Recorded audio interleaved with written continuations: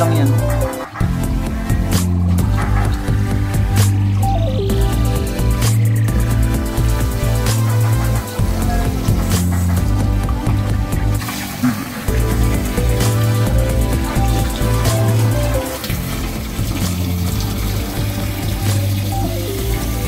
Buo na yung kanilang mini fish pan. Lalagyan na namin yan na isda bukas o kahit mamaya pagka natanggal na yung tubig kasi may lason pa yung semento. Anong gusto mo ilagay dyan, Daniel, na isda? Pating. Pating? Yung pating natin dyan? Opo. Yung pating natin dito? Please. Yung malaking pating natin dyan? Ayun na. Kasi yung pating, eto dapat yung pinakamalaking pating yan. Pinakamalaking pating na Daniel ay siguro. Ay naman dito. Ito. Ay, hindi. Ayun, yung nakikita ko. Yun o. Yung nakikita ko. Pinakamalaking pating yan. Yung hindi gumagalaw yung bulto. Ayun, dapat din yun ang ganda nun. Yung pati siya.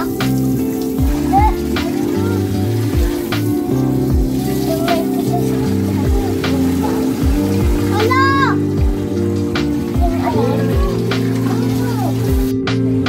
Lagyan mo na lang kaya kami nun. Yan yung pakainin mo, Daniel, yan. Yung maliliit, yung mga gapi. So yun nga, habang maliliit pa sila, tinuturuan ko na sila na magpakain ng mga isda. Ito, kuya. Wala na. Yan, ang mga alaga namin ang kumakain ng kumakain ng kanilang feeds. May mga alaga ng mga gapi. Ito yung mga binibili namin sa bahay. Yung ilalim ang pakainin mo, yung ilalim di ko kumakain. Kuya. Ang ilalim. Ay, dati yung ikat na siya. Tabi ka muna dyan, Daniel. Doon lang ang lagay, doon sa sulok. Doon sila kakain. Sige, lagay mo dyan. Pagka nakita nila yung pagkain dyan, pupunta na sila dyan. Pag nakita nila yung mga pagkain na nandyan. Lang, nagpapakain kami. Ang isda. Napakain mo na yun. Doon muna, kuya. Sa ilalim muna. Sige, lagay mo dyan yung mga pagkain.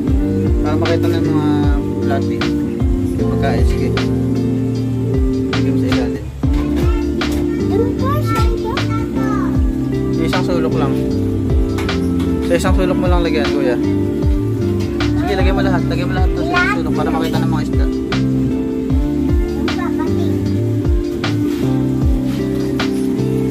Daniel, ito naman ang pinapakain yung mga malalaki namin na isda.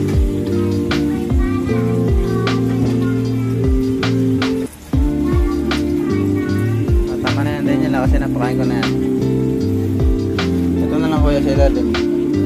Nalagyan mo na sa ilalim. Matapon yung pagkain. Matapon sa kanila. Doon na lahat sa ilalim. Pinakain ko na iba rito. Tingnan na dyan na lang sa ilalim. Pag may tapon yung pagkain. Pag may tapon yung pagkain. Matapon.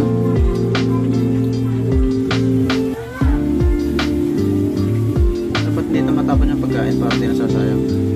Diba lumapit sila? Iba, hindi pumayag. Huwag mo silang gulatin para makakain sila ng maayos. Layo ka ng konti, kuya. Layo ka ng konti dyan sa mga isda. Layo ka ng konti para kumain sila. Ayan o. Nakita nila, diba? Nakita na nila yung mga pagkain. Kaya pag nakita na nila ngayon yung mga pagkain, pupunta rin sila dyan. Para matuto sila na dyan sila lagi kakain sa parting yan ng fish pan natin. Para dyan sila lagi pupunta. Ganyan ang isda. Dapat nasasanay sila kung saan lang sila kumakain. Pero mama nga may bahay yun. Isda may bahay. Nagawa pa tayo ng ispang ganito para marami tayong may breed ng mga isda. Gawa ko kaya ng batong yung bato na bahay ng mga isda. Meron tayo doon kay mama. Ba't sila May mga bato na ako doon. Sige na, Dana.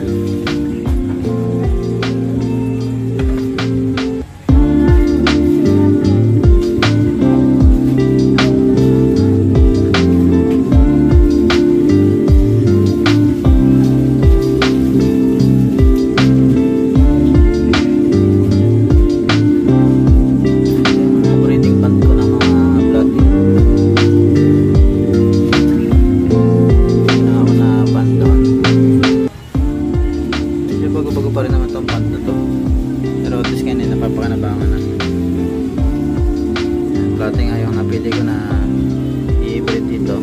Yung plato naman is also a live bearer na isda.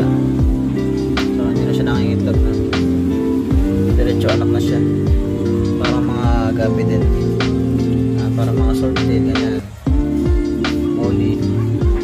Anak na sila. Hindi na sila nangingitlog katulad na ibang mga isda, katulad ng mga cichlid na nangingitlog muna tapos napipisa. Ito diretso anak na pagka anak, kaya sila tinawag na live bearer, live bear fish.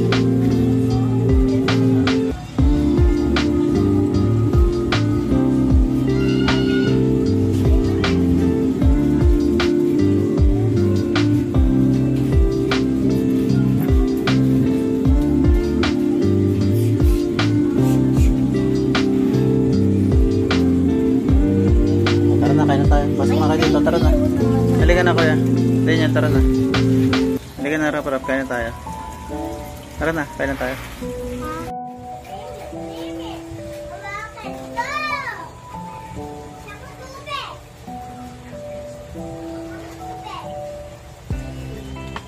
Feeding time lang. Alaga ako na platy. Dito sa medyo bago ko pang gawa na mini pond. Dito sa may likod bahay namin.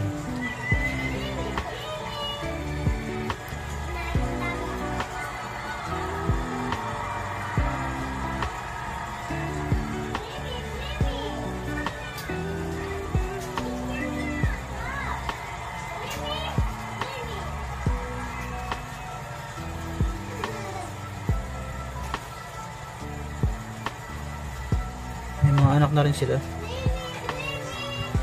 Mga malilit na rito kasalukuyan na rin lumalaki.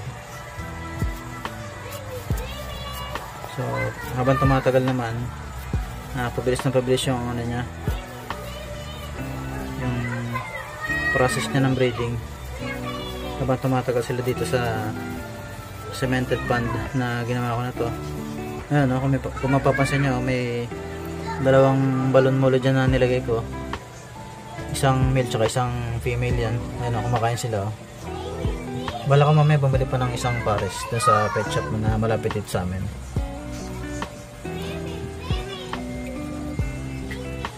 Sana maparami ko rin. Kasi medyo maganda rin yung market nito. Ito mga balon molly na to.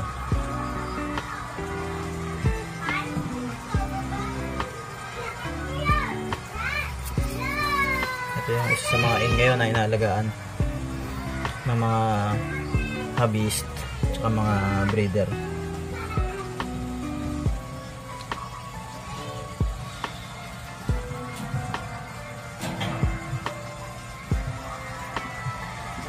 Sana gumanda rin yung kulay ng aking mga platy. Kasi galing nga ito dun sa mas malaking pond ko dun sa may amin, sa isang bahay namin dun sa may taas. Medyo parang faded nga yung kulay niya. So hindi ko rin naman naasahan na medyo gaganda talaga yung kulay kasi lagi rin naman ako wala rito. Yung pagkain kasi is important din, yung pagkain nila. So may mga times talaga na nag-i-skip sila, nagkakaroon sila ng skipping sa pagkain dahil hindi rin naman naalagaan ng maayos ng aking nanay dahil busy rin naman, palaging wala. So ginawa ko, ginawa ko yung pond na to para dito ko na lang sila ma-breed at least kahit pa paano may magpapakain dito pagka wala ako. Yung mga anak ko kahit medyo maliliit pa, tinuturuan ko na rin na magpakain para pag wala ako sila na mag-aasikaso nito mga alaga namin dito. Balang araw naman mamanahin din naman nila ito mga ito. Sana matutunan nila yung lahat ng mga natutunan ko sa breeding ng mga isda. So itong pond na to pahaba ito, no? Pahaba. Hindi pang matagalan na itong ginawa ko kasi kasi dati mga nakalagay dito is mga tablang maliliit, mga tupperware dito sa ilalim na to. So ginawa ko para mapakinabangan ng mas maayos, mas maganda, maging mas productive itong space na to. So ginawa ko, sinemento ko na ang matagalan na siya.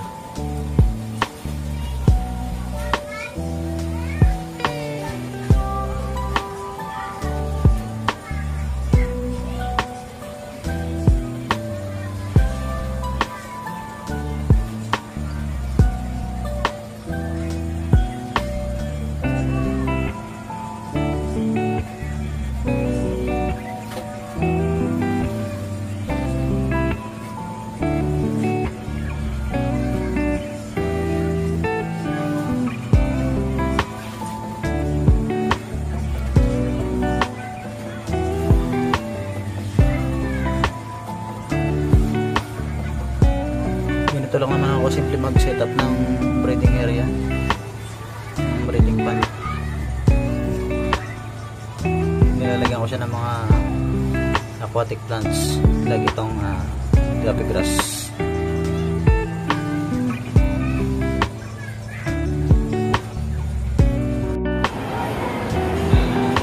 So mga ka-technique, sa mga hindi pa nakasubscribe sa aking channel ay mag-subscribe na kayo sa Dad's Technique TV at please like and share my videos mga ka-technique, at maraming salamat sa suporta.